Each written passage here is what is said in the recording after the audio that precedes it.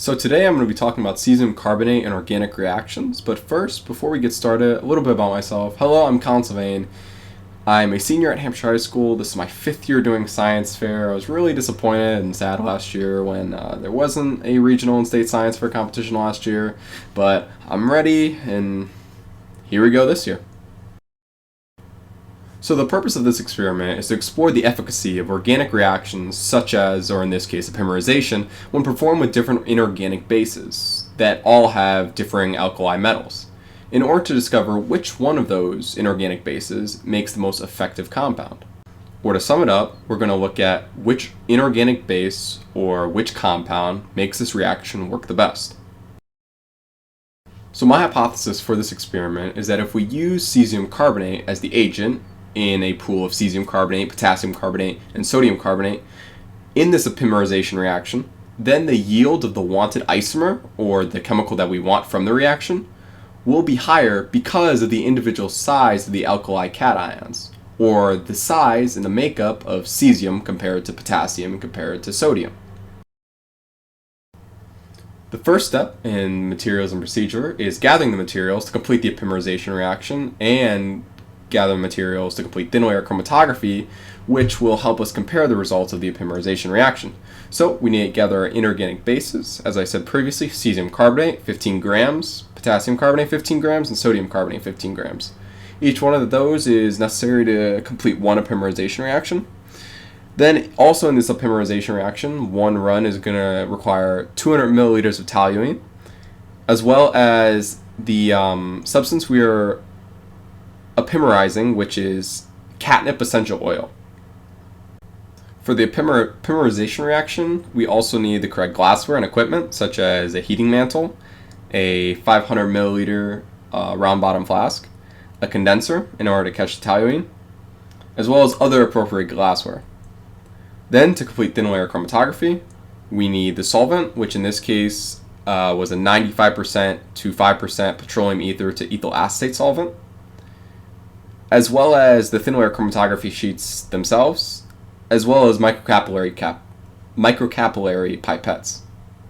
Then the epimerization procedure proceeds as adding the chemicals to the round bottom flask, bringing it up to a boil, and leaving it for 25 minutes. Once the toluene is evaporated off, you can then use the constants in thin layer chromatography. In this experiment, the thing we're changing throughout is the inorganic base, so whether that be cesium carbonate, potassium carbonate, or sodium carbonate. Then the dependent variable is the way the TLC plate looks when it comes out and how much Ze isomer is epimerated, or how well the reaction goes. The controlled variables are some constants. The temperature of the water was always brought up to a boil and nothing hotter. The amount of toluene, 200 milliliters, and the amount of catnip oil, which was 5 milliliters, were kept constant. Then the length of the epimerization reaction was kept constant as 25 minutes. The control group is the TLC plate that is spotted with pure catnip oil, and the experimental groups are the TLC plates that are spotted with the epimerization reaction of the inorganic bases. In these results, we see thin layer chromatography sheets. The way chromatography works is by separating a substance by polarity. The more polar a molecule is, the less it will travel up the solvent, or the paper. So in this case, the EZ isomer, or the one that's always on top, is less polar than the Ze isomers. So looking at the control group, the TLC spot with pure catnip oil, we can see that the majority of the sample has EZ isomers, which is why we're doing an epimerization reaction to try to convert the EZ isomers to Ze isomers, which is what the inorganic base helps with. So as you can see with cesium carbonate, the EZ and Ze isomers start to even out, and there's more Ze isomers than EZ isomers. There's a really concentrated secondary dot right above where the sample was spotted, which shows the abundance of Ze isomers over Ez isomers. In potassium carbonate, you can see there's still quite a few Ez isomers, which is what we started with, but there still is some Ze isomers there. Then the TLC spot with sodium carbonate failed all 3 times I tried to do it, which might be a case for how small the sodium cation is, but that is something definitely to look at. So overall, my hypothesis was generally proven correct in a qualitative sense. These TLC samples are only qualitative. To be more precise, we'd have to go into different routes using nuclear magnetic resonance to be able to tell the exact makeup of a certain molecule. But based on qualitative TLC samples, it seems there is the most abundance of ZE isomers, which is what we were going for in the conversion to EZ to ZE isomers.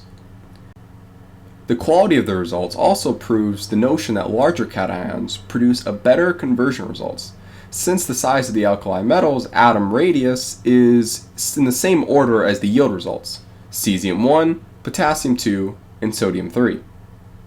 This can also prove really useful in the real world, both in actual application and in education. Right now in colleges, organic chemistry textbooks don't use cesium carbonate in workbooks, even though it is proved by multiple studies to be more effective than other inorganic bases. So by showing that cesium carbonate repeatedly is more effective than other inorganic bases, can help future students apply this more often. This understanding of the efficacy of cesium carbonate can also be useful in manufacturing sense, and it can help overall yields and efficiency of certain manufacturing processing, which can earn more revenue or be more efficient overall for a company. Alright, thanks for watching.